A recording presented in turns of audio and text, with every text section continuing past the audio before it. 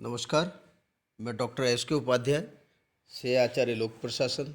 आज हम BA first year के सेकंड प्रश्न पत्र भारत में लोक प्रशासन विषय के अंतर्गत केंद्रीय सचिवालय विषय पर चर्चा करेंगे। आज का हमारा टॉपिक है केंद्रीय सचिवालय। केंद्रीय सचिवालय पर ये दूसरा वीडियो है। पहले वीडियो में हमने केंद्रीय सचिवालय, उसका विकास, उसकी आवश्यकताएं, उसकी विशेषताएं और उसकी संरचनात्मक स्थिति का विवेचन किया। आज हम इससे आगे केंद्रीय सचिवालय के जो कार्य हैं और केंद्रीय सचिवालय की आलोचना है उन पर चर्चा करेंगे। इस सेकंड वीडियो में सबसे पहले हम देखते हैं केंद्रीय सचिवालय के कार्य। केंद्रीय सचिवालय का सबसे पहला और प्रमुख कार्य है नीति निर्माण और संशोधन संबंधी कार्य। सरकार द्वारा निर्मित कानून, अध्यादेश, न्यायिक आदेश, कार्यकारी आदेश, निर्णय ये समसामयिक लोक नीति के निर्माण के लिए आवश्यक है। और किसी भी देश की किसी प्रकार की कोई भी नीतियाँ हो सकती हैं जो आवश्यकता अनुसार नीतियाँ बनाई जाती हैं। नीतियों के निर्माण में सचिवालय स्थित मंत्रालय अपने विषय और कार्यक्षेत्र से संबंधित तथ्य, सूचना और तकनीकी परामर्श सरकार को देते हैं। परिवर्तित परिस्थितियों में यदि नीति की प्रासंगिकता या उसका महत्व कम हो जाए तो उसमें आवश्यकता अनुसार उसमें संशोधन सुझाने का प्रयास भी सचिवालय के द्वारा ही किया जाता है। सचिवालय में कार्यरत मंत्रीगण, अधिकारीगण लोक नीति को या नीति निर्माण में आवश्यकता अनुसार परिवर्तन संशोधन का कार्य भी करते हैं। नीति निर्माण राजनीतिक उद्देश्यों और जन कल्याण की भावना दोनों के संदर्भ में की जाती रही है। सचिवालय नीति निर्माण की एक महत्वपूर्ण कड़ी है या महत्वपूर्ण भूमिका अदा करता है। दूसरा केंद्रीय सचिवालय का कार्य है क्षेत्रीय योजनाएं और कार्यक्रम निर्माण का कार्य भी केंद्रीय सचिवालय के द्वारा किया जाता है। लोक नीतियाँ या कानून या नीति के संदर्भ में उन उद्देश्यों की नीतियों के संदर्भ में उन उद्देश्यों को पूरा करने के लिए आवश्यक होता है कि संबंधित अनेक कार्यक्रम और योजनाएं निर्मित की जाएं। इन कार्यक्रमों और योजनाओं को बनाने का कार्य, क्षेत्रीय कार्यक्रम अथवा योजनाओं को बनाने का कार्य केंद्रीय सचिवालय का एक प्रमुख कार्य है। ये योजनाएं क्षेत्रीय कृषि, स्वास्थ्य, परिवहन, संचार, ग्राम, उद्योग इत्यादि कई किसी भी विषय से संदर्भित हो सकती है। प्रत्येक मंत्रालय किसी न किसी क्षेत्र अथवा विषय के अनुसार कार्य निष्पादित करता है और प्रत्येक विभाग अपने कार्यक्षेत्र से संबंधित योजनाएं कार्यक्रम सरकार के सम्मुख प्रस्तुत करता है। संघीय स्तर पर इन कार्यरत इन योजनाओं को, जिनको पंचवर्षीय योजनाओं के माध्यम से इन कार्यक्रमों को एकीकृत और संगठित कर स्वीकार किया जाता है। योजनाओं का निर्माण में पूर्व मंत्रालय के तकनीकी कार्यकारी संगठनों से विचार विमर्श भी किया जाता है। आवश्यकता अनुसार तकनीकी सहायता और सलाह भी दी जाती है ताकि इन क्षेत्रीय योजनाओं कार्यक्रमों को सही ढंग से निरूपित या निर्माण किया जा सके। केंद्रीय सचिवालय का अगला महत्वपूर्ण कार्य है कानून, नियम और उपनियमों का निर्माण करना। वर्तमान प्रशासनिक संरचनाएं मूलतः वैधानिक तार्किक आधार पर कार्य करती है और संगठित रहती है। प्रशासन का प्रत्येक कार्य संविधान की परिधि के अंतर्गत होता है, इसलिए ये आवश्यक होता है कि प्रत्येक मंत्रालय का दायित्व भी होता है कि वह संबंधित विषय में निर्मित कानूनों की पालना सुनिश्चित करे और आवश्यकता अनुसार उन कानूनों की उपादेयता में यदि उसकी प्रासंगिकता या उसके महत्व में कोई कमी है और आवश्यकता पड़ती है तो उस अनुरूप कानूनों, नियमों और उपनियमों का निर्माण संबंधित विधि और न्याय विभाग के मार्गदर्शन में लेकर विधि अथवा कानून निर्माण या उप नियमों का निर्माण भी मंत्रालयों का कार्य है। केंद्रीय सचिवालय मंत्रिमंडल द्वारा बनाए गए पारित कानूनों को के अनुसार उसके नियम उपनियम बनाने का कार्य, उसमें संशोधन करने हेतु आवश्यक कार्यवाही करने का कार्य भी केंद्रीय सचिवालय के द्वारा किया जाता है। अगला महत्वपूर्ण कार्य है बजट निर्माण और नियंत्रण का कार्य। जैसा कि हम सब जानते हैं, बजट एक महत्वपूर्ण तंत्र है, साधन है जिसके बिना सरकार कोई कार्य निष्पादित कर ही नहीं पाती। या ये कहें, लॉर्ड जॉर्ज का ये कथन महत्वपूर्ण प्रतीत होता है, जिसमें ये उनका मानना है कि जिसको हम शासन कहते हैं वो वास्तव में क्या है, वित्त ही है। केंद्रीय सचिवालय का प्रत्येक मंत्रालय, विभाग, अधीनस्थ कार्यालय अपना अपना बजट, वार्षिक आय व्यय का विवरण, पंचवर्षीय योजनाओं के लिए बजट तैयार करते हैं और मंत्रालय में पदस्थापित जो वित्तीय सलाहकार होते हैं संपूर्ण बजट को एकीकृत कर उसको आंकलित करते हैं, विश्लेषित करते हैं, आवश्यकता अनुसार बजटीय प्रावधानों में संशोधन करके उसको वित्त मंत्रालय को प्रस्तुत करते हैं और वित्त मंत्रालय संघीय स्तर के बजट का निर्माण करता है। तो इस प्रकार केंद्रीय सचिवालय बजट निर्माण में एक महत्वपूर्ण भूमिका अदा करता है। अगला महत्वपूर्ण कार्य है नीति एवं कार्यक्रमों के क्रियान्वयन का पर्यवेक्षण। सचिवालय का यद्यपि मुख्य कार्य नीति निर्माण करना है, लेकिन अनुमोदित नीति के पश्चात संबंधित कार्यक्रम, योजनाएं, नीतियां किस ढंग से लागू हो पा रही है कि नहीं हो पा रही है, निष्पादित हो पा रही है कि नहीं हो पा रही है, उनका नियंत्रण पर्यवेक्षण का कार्य भी इस केंद्रीय सचिवालय का है। प्रत्येक परियोजना की प्रकृति का मॉनिटरिंग करना, प्रबंधन अथवा मूल्यांकन करना मंत्रालय का दायित्व होता है। पर्यवेक्षण का आशय उस संदर्भ से भी वह है कि अधीनस्थ अधिकारियों को आवश्यक मार्गदर्शन देना, निरीक्षण करना, सहायता देना, ताकि कार्यकुशलता उद्देश्यों के हिसाब से किसी नीति और कार्यक्रमों को सही ढंग से पर्यवेक्षित कर उसको क्रियान्वित किया जा सके। सचिवालय का अगला महत्वपूर्ण कार्य है समन्वय स्थापित करना। समन्वय विभिन्न दो व्यक्ति अथवा संस्थाओं, दो संगठनों, विभागों, मंत्रालयों या अन्य पर संरचनात्मक संगठनों से समन्वय स्थापित करने के लिए केंद्रीय सचिवालय की महत्वपूर्ण कड़ी के रूप में कार्य करता है। अतः केंद्रीय सचिवालय विदेशी अभिकरणों के साथ भारत सरकार के संगठनों के मध्य में कार्य करता है।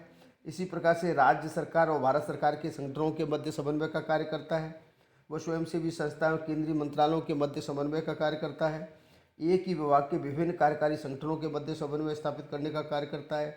राजनीतिक दलों, दबाव समूह और भारत सरकार के संगठनों के मध्य भी समन्वय स्थापित करने का कार्य करता है। साथ ही साथ केंद्रीय सचिवालय आम जनता, प्रेस, केंद्रीय मंत्रालयों के मध्य या अन्य ऐसे संगठन जो भारत सरकार अथवा केंद्र सरकार से प्रत्यक्ष परोक्ष समन्वित होते हैं, नियंत्रित होते हैं या उनके मध्य संवाद रहता है, समन्वय करने का कार्य केंद्रीय सचिवालय ही करता है। अगला महत्वपूर्ण कार्य है संगठनात्मक कार्यकुशलता में वृद्धि। संगठनात्मक उद्देश्यों की पूर्ति के लिए जहां संसाधनों यथा मशीन, धन, प्रक्रिया, कच्ची सामग्री, मानव श्रम शक्ति की आवश्यकता होती है, अतः कार्यकुशलता के लिए आवश्यकता इस बात की होती है कि इसमें मानव संसाधन में अथवा ये कहें मशीन, धन, प्रक्रिया, कच्ची सामग्री इत्यादि भी की आवश्यकता अनुसार परिवर्तन किया जाए, सुलभता सुनिश्चित की जाए ताकि संगठनात्मक कार्यकुशलता प्राप्त हो सके। हम ये कहें कि मानव संसाधन जिनको हम कर्मचारी गण कहते हैं, उनकी भर्ती प्रक्रिया, प्रशिक्षण, पदोन्नति, वेतनमान, सेवा शर्तें को आधुनिक, उपयोगी, व्यवहारिक बनाया जाए ताकि कार्यरत कार्मिक संतुष्ट होकर अधिकाधिक कार्यकुशलता प्राप्त करने में सक्षम हो, दक्ष हो सके। ये कार्य भी केंद्रीय सचिवालय समय समय पर निरंतर रूप से देखरेख कर इसको पूरा करने का प्रयास करता है। अगला महत्वपूर्ण कार्य है मंत्रियों को सहायता और परामर्श देने का कार्य केंद्रीय सचिवालय करता है। ये केंद्रीय सचिवालय का अहम और महत्वपूर्ण कार्य है कि जो प्रशासनिक स्तर पर जो सचिवों के द्वारा जो सहायता दी जाती है मंत्रीगण को अपने मंत्रालय में कार्यरत प्रत्येक मंत्री को उसके समस्त समस्त कार्य सचिव और उसके अधीनस्थ कार्मिकों के द्वारा आवश्यक सूचनाएं, तथ्य या जानकारी देने का कार्य भी किया जाता है। चूँकि राजनीतिक मंत्री समय और विशेषज्ञता की कमी के कारण मंत्रालय के कार्यों को निष्पादित करने में पूर्णतः सक्षम नहीं होते हैं, अतः उनको सचिवालय में पदस्थापित सचिव और अन्य कार्मिकों से आवश्यक सचिवीय सहायता और परामर्श प्रदान करने का कार्य केंद्रीय सचिवालय के द्वारा किया जाता है। और अंतिम और महत्वपूर्ण कार्य है तथ्य और सूचनाओं के एकत्रण का कार्य केंद्रीय सचिवालय के द्वारा किया जाता है। जैसा कि तथ्य और सूचनाओं का संकलन के माध्यम से ही नीति का निर्माण होता है, कार्यक्रम का निर्माण होता है, योजनाओं का निर्माण होता है, विधि का निर्माण होता है और उनको सही ढंग से लागू करने का कार्य भी तथ्य और सूचनाओं के आधार पर होता है। तो तथ्य और सूचनाओं के एकत्रण के लिए या आंकड़ों के एकत्रण के लिए सचिवालय अपने संलग्न और अधीनस्थ और अन्य संगठनों के माध्यम से आवश्यक सूचना सामग्री संकलित करवाता है और विश्लेषित करता है। उन्हीं के आधार पर नीति, कार्यक्रम, योजनाओं का निर्माण किया जाता है। अब हम देखते हैं सचिवालय की आलोचनाएं। जैसा कि आप जानते हैं कि केंद्रीय सचिवालय चूँकि पूरा एक कहें विभिन्न विभागों का एक समुच्चय है, विभिन्न मंत्रालयों का एक समुच्चय है, इसको हम केंद्रीय सरकार के रूप में या भारत सरकार के रूप में भी इसको जानते हैं। फिर भी कुछ आलोचक ये मानते हैं केंद्रीय सचिवालय कि विभिन्न आधारों पर आलोचनाएं की जाती है। उनमें से प्रमुख बिंदु है, पहला बिंदु है क्रियान्वयन संबंधी कार्यों में वृद्धि। जैसा कि आप सब जानते हैं कि केंद्रीय सचिवालय का प्रमुख कार्य होता है नीति का निर्माण करना, योजना का निर्माण करना। लेकिन अभी वर्तमान में देखा गया है केंद्रीय सचिवालय अपने नीति निर्माण, कानून निर्माण, विधि निर्माण के दायित्वों के साथ साथ क्रियान्विति के दायित्वों में भी वृद्धि होने लगी है। इससे परिणामतः उसकी क्या होता है कि पूर्णतः ध्यान जो नीति निर्माण पर होना चाहिए वो उसका उतना नहीं हो पाता है। इसलिए आलोचक मानते हैं कि क्रियान्वयन के दायित्वों की वृद्धि के कारण की नीति निर्माण प्रभावित हुआ है। दूसरा है साम्राज्य निर्माण का शिकार। आलोचक मानते हैं केंद्रीय सचिवालय में साम्राज्य निर्माण का शिकार है। अब उच्च अधिकारी अपने साम्राज्य निर्माण और उसके विस्तारीकरण के लिए कार्य करते हैं। वो अधिकारी अपने संपूर्ण दायित्वों की पूर्ति निष्पक्षता के साथ करने में उतने सफल नहीं होते। वो शक्ति केंद्रीकरण और गैर महत्व के कार्यों को अधिकाधिक अपना समय व्यतीत करते हैं, ऐसा आलोचक मानते हैं। एक और आलोचना इस आधार पर भी की जाती है कि केंद्रीय सचिवालय का आकार आवश्यकता से अधिक बड़ा है। स्वतंत्रता के पश्चात सचिवालय के दायित्वों में यद्यपि वृद्धि हुई है, तथापि उसके आकार, उसकी संरचना में अधिकाधिक ज़्यादा वृद्धि हुई है। परिणामतः कुछ लोगों का मत ये भी है कि पार्किंसन नियम के कारण इस कार्यालय का आकार आवश्यकता से अधिक बढ़ गया है। कार्मिकों की अधिकाधिक संख्या अधिक होने के कारण ये इसमें उतनी कार्यकुशलता और प्रभावशीलता जो होनी चाहिए वो नहीं होती है। अगला जो आलोचना का आधार है वो है सचिवालय और कार्यात्मक अभिकरण के संबंध। प्राय ये भी देखा जाता है कि सचिवालय और कार्यात्मक अभिकरण हैं उनके मध्य जो सौहार्दपूर्ण संबंध होने चाहिए वो उतने नहीं पाए जाते। सचिवालय अपने आप को एक उच्च निकाय संस्था के रूप में प्रकट करता है, पेश करता है, और कार्यात्मक अभिकरण को एक कमजोर या ही दृष्टि से देखने की कोशिश करता है। इससे परिणामतः जो नीति निर्माण और उसके क्रियान्वयन की एक सकारात्मक रणनीति होनी चाहिए, सकारात्मक परिणाम होने चाहिए, उतने नहीं आ पाती, ये भी आलोचक मानते हैं। अगली जो आलोचना का आधार है वो है भर्ती स्थापन की पद्धति। अवधि प्रणाली के कारण अवधि प्रणाली से ही सचिवालय में और क्षेत्रीय कार्यालयों में जो कार्य करने की जो तरीके होते हैं उनसे भी एक अस्वस्थ वातावरण पैदा होता है।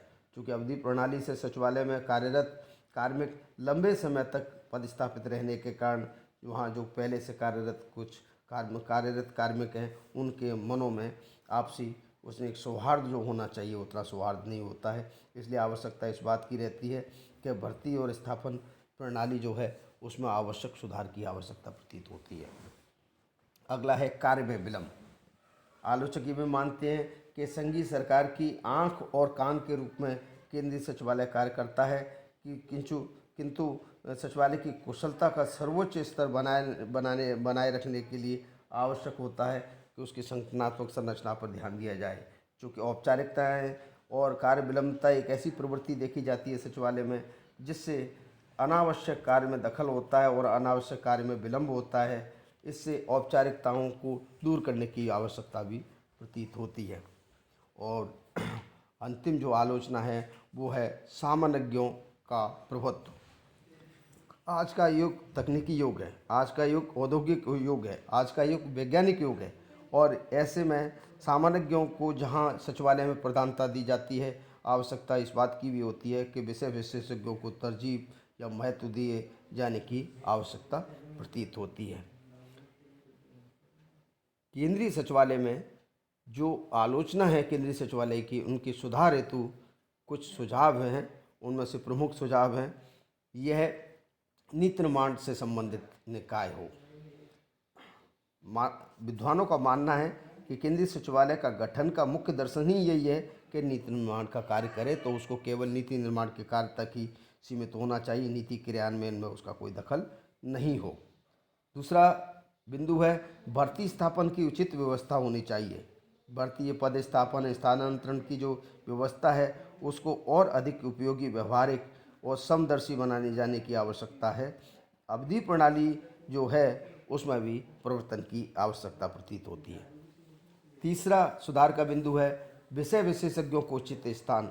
जैसा कि आपको पता है कि केंद्रीय सचिवालय में सामान्यज्ञों को अधिक महत्व दिया जाता है, उनका प्रभुत्व है, लेकिन इस आज के वैज्ञानिक और तकनीकी युग में विषय विशेषज्ञों से आवश्यक परामर्श किया जाना चाहिए, उनको उचित सम्मान मिलना चाहिए, उनके दिए गए परामर्श को एक उचित महत्व दिया जाना की आवश्यकता प्रतीत होती है। अगला बिंदु है आकार और संख्या पर नियंत्रण की भी आवश्यकता है। सचिवालय का आकार अनावश्यक ही बड़ा और ना हो, संख्या बल भी अधिक ना हो, ताकि संगठन की कार्यकुशलता और महत्वता को ध्यान में रख के इसमें संगठन और विधि जैसी इकाइयों के कुशल सहयोग से ये संगठनात्मक संरचना और संख्या को नियंत्रित किए जाने की आवश्यकता प्रतीत होती है। कुशलता हेतु प्रयास किए जाने की आवश्यकता है। आज सचिवालय में कुशलता की वृद्धि के लिए संरचनात्मक संसाधन प्रक्रिया इसके लिए आवश्यक होता है कि संगठन की संरचना और उसके अनुरूप किए जाने वाले कार्यों को उचित तालमेल करके प्रशिक्षण के माध्यम से इनको कार्मिकों को प्रशिक्षण दे के प्रेरित करके कुशलता वृद्धि के प्रयास भी किए जाने चाहिए। और अंतिम जो बिंदु है वो है राज्यों को उचित समन्वय की आवश्यकता जरूरत होती है। केंद्रीय सचिवालय चूँकि एक भारत सरकार के रूप में कार्य करता है, अतः आवश्यकता इस बात होती है कि संघीय शासन प्रणाली की जो धारणा है उसको साक्षात रूप से अंजाम देने के लिए केंद्रीय सचिवालय राज्यों के से एक परस्पर सौहार्दपूर्ण तरीके से उचित तालमेल समन्वय स्थापित करके केंद्रीय सरकार और राज्य सरकार के मध्य उचित तालमेल स्थापित करके सरकार के कार्यक्रमों, योजनाओं, नीतियों को सही ढंग से लागू करने के प्रयास के लिए सतर्क, सजग और उपयोगी संस्था के रूप में भी कार्य करें। तो आज हमने संक्षिप्त में केंद्रीय सचिवालय के कार्य, उसकी आलोचना, उसके सुधार हेतु ये दिए जाने वाले सुझावों पर चर्चा की। धन्यवाद।